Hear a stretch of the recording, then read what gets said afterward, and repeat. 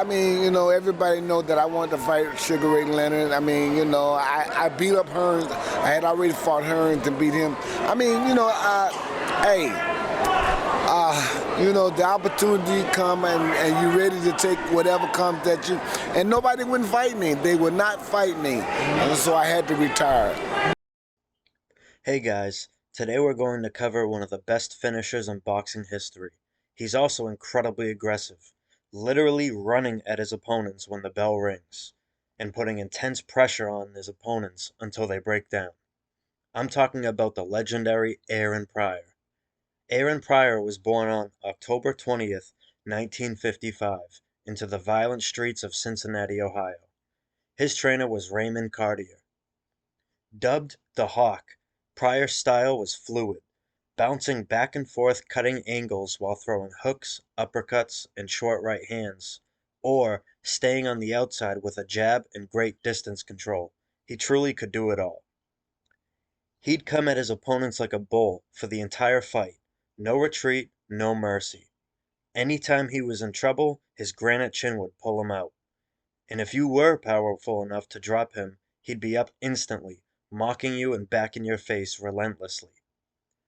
Fighting in the light welterweight class mostly, and standing 5'6", his record is mind-blowing. 40 fights, 39 wins, with 35 by knockout, and only one loss. That's almost an 88% win-to-knockout ratio. Aaron Pryor turned pro on November 11th, 1976, winning a second-round knockout over Larry Smith. In 1977, Pryor fought 8 times, winning them all with only 2 of his opponents going the distance and hearing the final bell. He'd have 5 victories in 1978, all by technical knockout or knockout, before facing his first former world champion opponent, Alfonso Frazier. He'd knock him out in the 5th round on October 20th, 1979. 4 fights later, and you guessed it, all by knockout or technical knockout, Pryor would have his first title shot against two-time world champion Antonio Cervantes for the WBA light welterweight title. Pryor would get rocked by a right hand in the first round, hitting the canvas, but he was up before the ref could even count to 2. Pryor was windmilling his right arm, mocking his opponent, showing no fear.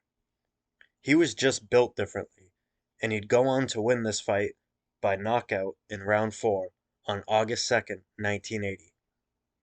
He'd have his first title defense in November of that year, knocking out his opponent in the 6th round.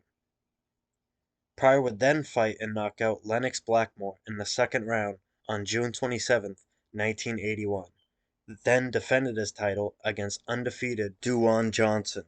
Again, Pryor would get dropped in the first round, but come back to be victorious, stopping Johnson in the 7th on November 14th, 1981. He'd have another knockout victory over Miguel Montilla in the 12th round on March 21st, 1982. Pryor would face another undefeated opponent, Akio Kameda, on July 4th, 1982, once again getting dropped in the first round, getting a technical knockout stoppage against Kameda in the 6th round. Pryor is like the Terminator. You might inflict damage, but he won't stop coming forward, and never ever gets discouraged when he's in the ring. On November 12th, 1982, he'd face Alexis Arguello. Arguello was a 12-5 favorite going into this fight. The fight would go on to the 14th round, with Pryor winning by technical knockout. This fight would be named Fight of the Decade by The Ring. Pryor would have another knockout victory over Sang Hyun Kim in the 3rd round on April 2nd, 1983, before having a rematch with Arguello. Pryor would drop him twice throughout the fight, before getting a knockout in the 10th round.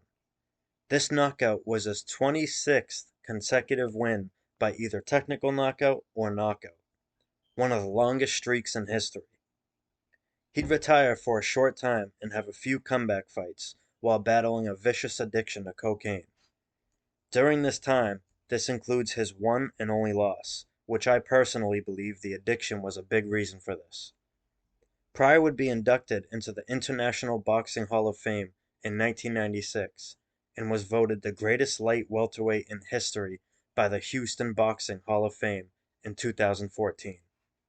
This is probably the highest accolade you can get, in my opinion, because the Houston Boxing Hall of Fame is composed entirely by either current or former fighters, not analysts or media. Aaron Pryor would have 4 children: Elizabeth, Antoine, Aaron Jr., and Stephen, with the latter two becoming professional boxers. Pryor passed away at the age of 60 on October 9th, 2016, in his hometown of Cincinnati. Thank you so much for watching. If you enjoy my content, please like or subscribe or share it with your friends. I will continuously be putting out videos multiple times a week for as long as I can.